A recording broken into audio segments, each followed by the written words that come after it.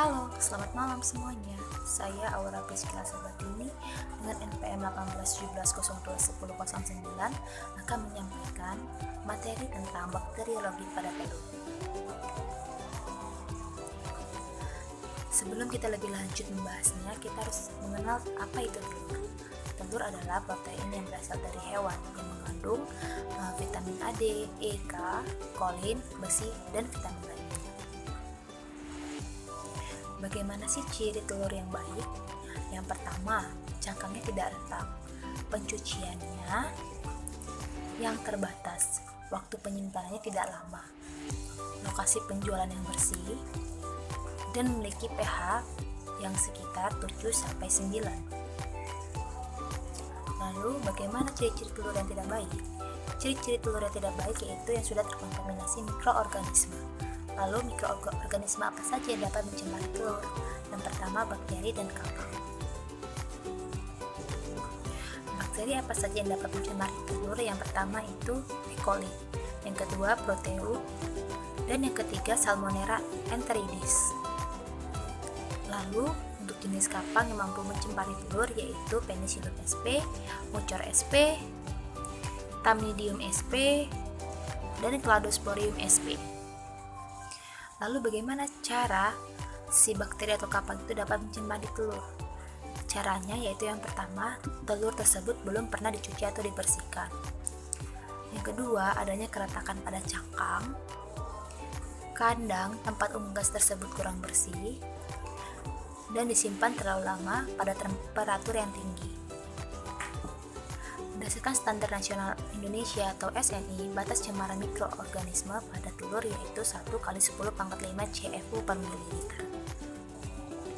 Lalu faktor-faktor apa saja yang dapat mempengaruhi telur tersebut dapat tercemar? Yang pertama, minimnya pencucian. Hal ini terjadi karena bakteri yang berasal dari feses unggas dapat menempel pada cangkang tersebut. Lalu yang kedua, cangkang tersebut terdapat keretakan. Ketika terdapat keretakan, maka bakteri dapat masuk melalui pori-pori telur tersebut. Dan yang ketiga yaitu disimpan tidak terlalu lama. Waktu penyimpanan yang baik untuk telur adalah 3 minggu. Selebihnya, maka akan mempengaruhi pH, dan pH tersebut dapat mempengaruhi dari kualitas telur tersebut. Saya akan menjelaskan mengenai kualitas mikrobiologi atau bakteri pada daging sapi. Uji kualitas mikrobiologi pada daging sapi dapat dilakukan dengan cara mengamati perubahan warna pada daging sapi yang menjadi coklat kehijauan, tampak adanya lendir dan berbau busuk. Kemudian dapat menggunakan metode total blood count atau TPC dengan memotong kecil-kecil sampel secara aseptik dan menimbang sebanyak 25 gram sampel dan dilakukan pengenceran 10⁻⁻1 dengan BPW 0,1%. Lalu dilakukan pengenceran 10⁻⁻2 sampai 10⁻⁻5. Kemudian masukkan 1 mili suspensi setiap pengenceran ke dalam cawan Petri secara duplo dan ditambahkan 15 mili PCA. Lalu diinkubasi pada suhu 34 derajat Celcius sampai 36 derajat Celcius selama 24 sampai 48 jam.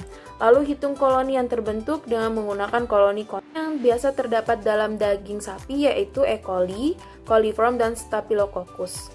Peran dari mikroorganisme yang terdapat pada daging sapi yaitu E. coli sebagai indikator kontaminasi awal pada daging sapi dan coliform sebagai indikator kontaminasi pada sumber air. Standar Nasional Indonesia batas maksimum cemaran mikrobiologis pada daging sapi antara lain TPC 1/10⁻⁶, E. coli 1/10⁻⁴, coliform 1/10⁻², dan Staphylococcus 1/10⁻². Sedangkan untuk Salmonella itu tidak boleh terdapat bakteri Salmonella di dalam daging sapi. Yang mempengaruhi kontaminasi pada daging sapi yaitu satu faktor intrinsik berupa nilai nutrisi, keadaan air, pH, dan potensi oksidasi reduksi. Sedangkan untuk faktor ekstrinsiknya yaitu temperatur, kelembapan relatif, ada tidaknya oksigen, dan bentuk atau kondisi dari daging tersebut. Adapun cara penyimpanan daging yang benar yaitu dapat disimpan pada suhu kamar tidak lebih dari 9 jam dan disimpan dalam freezer di mana pada suhu 0 sampai 10 derajat Celcius dapat menghambat bakteri yang tumbuh pada daging. Bakteriologi daging dan susu.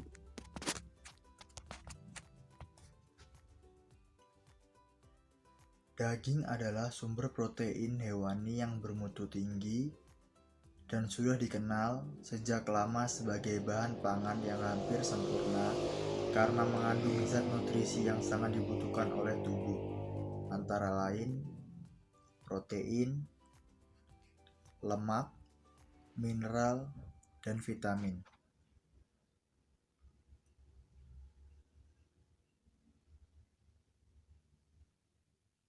Ciri-ciri daging segar antara lain daging tidak anyir, bertekstur padat, berwarna merah, dan tidak mengandung air.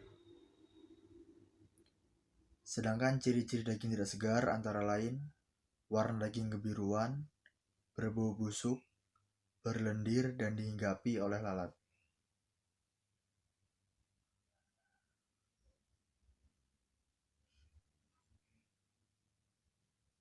Susu adalah cairan berwarna putih yang disekresikan oleh kelenjar mamae pada binatang mamalia betina untuk bahan makanan dan sumber gizi bagi anaknya.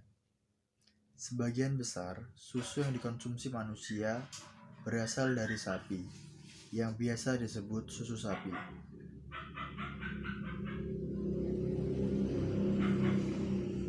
Mikroorganisme yang sering terdapat pada susu sapi adalah Streptococcus lactis, Escherichia coli, Staphylococcus aerobacter aerogenes, Lactobacillus casei, Lactobacillus acidophilus, Micrococcus, Pseudomonas, dan Bacillus.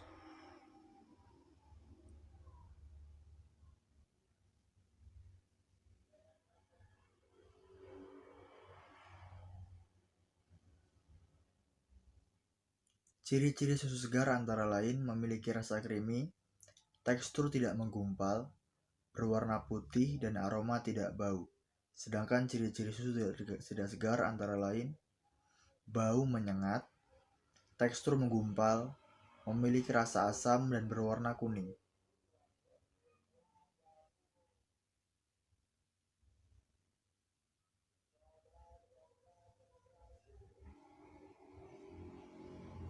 Manfaat susu antara lain menjaga kesehatan tulang, menjaga kesehatan mata, meningkatkan sistem kekebalan tubuh, dan meningkatkan kekuatan otot dan fungsi otak.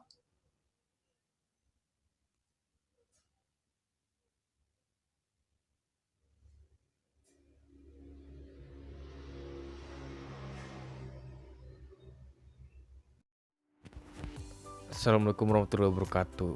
Cemaran mikroorganisme pada daging ayam.